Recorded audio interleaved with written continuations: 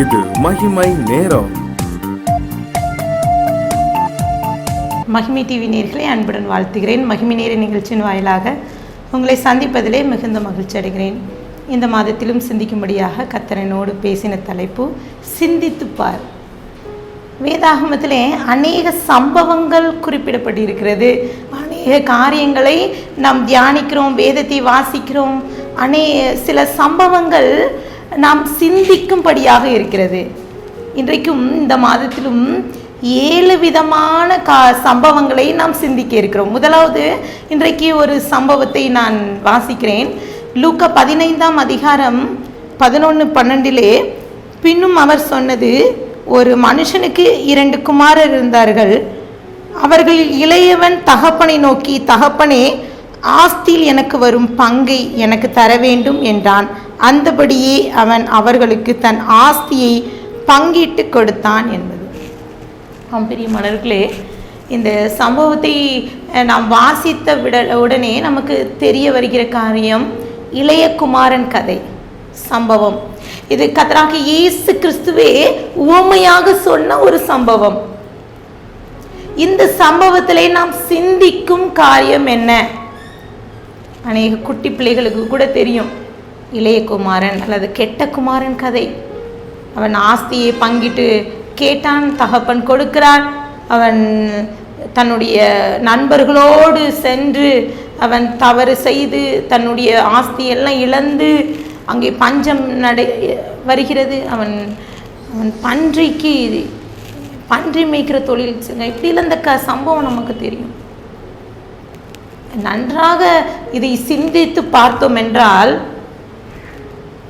இந்த இளைய குமாரனை குறித்து நம்மளுடைய இப்போது ஒருவேளை இந்த சம்பவம் நடந்திருந்தா, நமக்கு தெரிந்திருந்தால் நம்ம என்ன சொல்லுவோம்?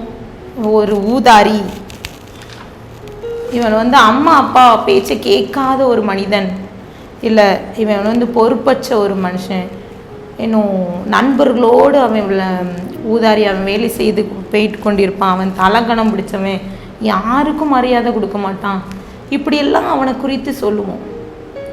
இன்னும் சொல்லனா, இந்த சம்பவத்தை நம்ம கேட்கணும்னா இது ஒரு சொத்து பிரச்சனைன்னு சொல்லலாம். இந்த சம்பவத்தின் அடிப்படையிலே நாம் பார்க்குமானால் மிகப்பெரிய ஒரு காரியம் என்னன்னா சொத்து. இப்போ இளையவன் இருக்கிறான், மூத்தவன், 2 குமாரர்கள் இருக்கிறார்கள். இளையவன் எல்லாத்தையும் அழிச்சிட்டான். ஆனா மூத்தவன் அந்த தகப்பனோடு இருக்கிறான். இந்த சம்பவத்திலே இந்த தகப்பன் காட்டுகிற ஒரு இரக்கம், அதை என்ன சொல்லலாம்? மன்னிக்கிற குணம் என்று சொல்லலாம். அவனுக்குள்ளே ஒரு குற்ற உணர்வு வருகிறது. தனக்குத்தானே ஒரு கேள்வி கேட்டுக்கொள்கிறான். தன்னுடைய அப்பா வீட்டில் இருக்கும்போது தன்னுடைய வேலைக்காரர்கள் இப்படிலாம் இருந்தாங்களே, அவங்க கூட பசிக்கு வாடாம நல்லா சாப்பிட்டு இருந்தாங்க, ஒரு வேலைக்காரனை போல நான் இருந்திருக்கலாமே அப்படிங்கிற ஒரு எண்ணம் அவனுக்குள்ளே வருகிறது. அவன் மன்னிப்பை கேட்பதற்கு முன்பதாகவே இந்த தகப்பன் மன்னிப்பை கொடுக்கிறார். இதைத்தான் இன்றைக்கு முதலாவது நாளிலே நாம் சிந்திக்கிற காரியம், சிந்தித்து பார்க்க வேண்டிய காரியம் மன்னிக்கும் குணம், மன்னிக்கிற உள்ளம். அது யாருக்கும் வராது. சில நேரங்களில் நம்ம இது சொத்து பிரச்சனை, இதில் நம்ம தலையிடக்கூடாதுன்னு கூட போயிடுவோம். நம்ம உறவினர்கள், நம்மளுடைய குடும்பத்தில் வருகின்ற பிரச்சனைகளில் அண்ணன் தம்பி பிரச்சனை பெரிய பிரச்சனை. எத்தனையோ குடும்பங்களில் நிலங்களில் கொஞ்சம் இவ்வளோண்டு இடத்துக்கு சண்டை போட்டுட்டு பேசுவதில்லை. அம்மா, தாய், தகப்பன், பிள்ளைகள், பிரிவினைகள், குடும்பங்களிலே பிரிவினைகள். இதற்கு நாம் இன்றைக்கு ஒரே ஒரு காரியம், மன்னிக்கிற ஒரு குணம் நமக்கு தேவை. இதை ஒரு இன்ஸ்டாகிராமில் ஒரு மனிதன், ஒரு மகன் எழுதியிருந்தான், அவனுடைய ஸ்டேட்டஸில் போட்டிருந்தான், மன்னித்து விடு, மறந்து விடாதே, பழிவாங்க காலம் வரும் என்று சொல்லி போடப்பட்டிருந்தேன். ஒரு வேடிக்கையான காரியம். இந்த உலகத்திலே மன்னிக்கிறதுக்கு நம்ம சில நேரங்களில் மன்னிச்சிடும், ஆனால் மறக்க மாட்டோம், மனசுக்குள்ளே இருக்கும். ஒரு நாள் அவங்க இப்படி செஞ்சாங்கல்ல, இவன் இப்படி செஞ்சாங்கல்ல. ஒருவேளை அந்த கெட்ட குமாரன் சம்பவத்திலே இளைய குமாரனை குறித்து அந்த தகப்பன் ஒன்றுமே சொல்லலை. நீ இப்படி செஞ்சியே, அப்படி செஞ்சியே, இப்படி தவறு செஞ்சியே, அதனால தான் உனக்கு இந்த நிலைன்னு சொல்லலை. இன்றைக்கும் கூட அநேக குடும்பங்களிலே பிரிவினைகள், சின்ன வார்த்தை, ஏதாவது ஒரு குட்டி சின்ன வார்த்தையாக இருந்திருக்கும். அம்மாவால் மன்னிக்க முடியாது, இல்லை அப்பாவால் மன்னிக்க முடியல, பிள்ளைகளால் பெற்றோர்களை ஏற்றுக்கொள்ள முடியவில்லை. இப்படிப்பட்ட சூழ்நிலையிலே நாம் வாழ்ந்து கொண்டிருக்கிறோம். மன்னிக்கிற குணம் நமக்கு தேவை. இன்றைக்கு சிந்தனையிலே முதல் ஒரு சம்பவம், இளையகுமாரன், அந்த தகப்பன் தன் ஆஸ்தியை தன் மகனுக்கு பிரித்து கொடுத்து அங்கே நஷ்டம் அடைந்த போதிலும், தன் மகன் நிமித்தம் இழப்பு வந்த போதிலும் தன் மகனை ஏற்றுக்கணும். அதுபோலவே பரம தகப்பன் நம் தேவன் அப்படித்தான். ஆண்டவர் இதே போல உள்ளம் படைத்தார். அவர் ஒரு நாளும் எந்த பாவியும் தள்ளாதவர்.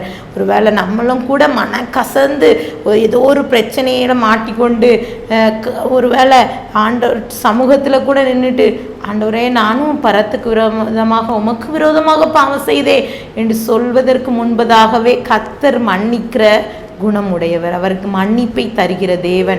இன்றைக்கு இந்த சிந்தனையிலே நாம் இந்த வார்த்தையை எடுத்துக்கொள்வோம். மன்னிக்கிற ஒரு சின்ன தவறு செய்த ஒரு மகன் ஒரு சின்ன தவறு செய்தால் அவர் அதை ஒரு 4 அடி கொடுத்து வர திருத்தலாம். ஆனால் இவ்வளோ ஊதாரியாக செலவழித்து கொண்டு வந்த தன் மகனை ஏற்றுக்கொள்வது ஒரு மிக கடினமான ஒன்று. ஆனால் இந்த ஆண்டவராக இயேசு கிறிஸ்து சொன்ன அந்த உவமையிலே அந்த தகப்பன் மன்னிப்பை கொடுத்தார். இன்றைக்கும் இந்த வார்த்தையை கொண்டு கேட்டுக்கொண்டு இருக்கிற நீங்களும் கூட ஏதோ ஒரு பிரச்சனையில் ஒருவேளை குடும்பம் பிரிந்து கிடக்கலாம், ஏதோ ஒரு சூழ்நிலையினாலே குடும்பங்களிலே பிரச்சனை வந்திருக்கலாம். ஒரு மன்னிப்பை கொடுக்கலாம்ல, அவங்க பிள்ளைகளுக்கு மன்னிப்பு கொடுத்து ஏற்றுக்கொள்ளலாம்.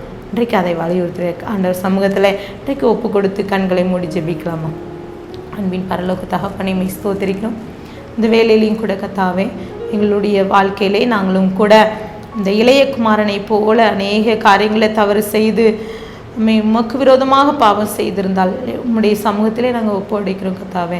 ஒரு மன்னிக்கிற உள்ளம், அவன் தகப்பன் தன் பிள்ளையை மன்னித்து ஏற்றுக்கொண்டது போல நீங்களும் எங்களை மன்னித்து ஏற்றுக்கொள்கின்ற பரம தகப்பனாக இருக்கிறீர்.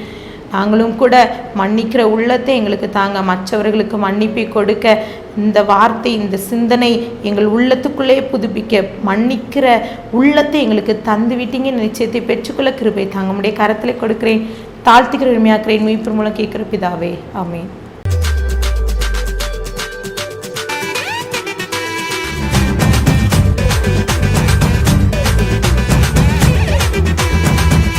மகிமை மகிமை மகிமை மகிமை மகிமை